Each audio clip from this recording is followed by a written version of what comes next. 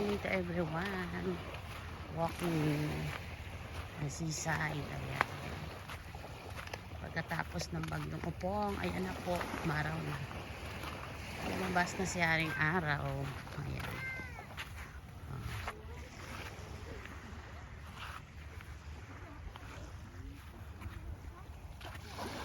Ayan. Masarap maligo sa karagatan. Ayan o.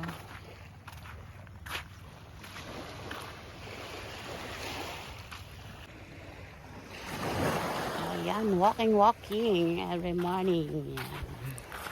Bawas lang naman ng kunting taba sa ating katawan.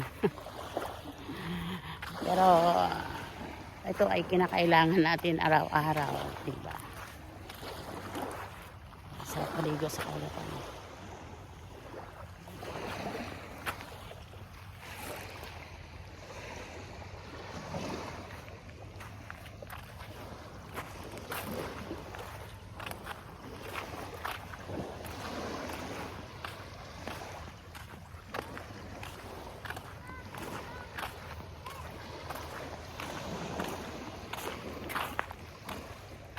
Mga kabataan naliligo.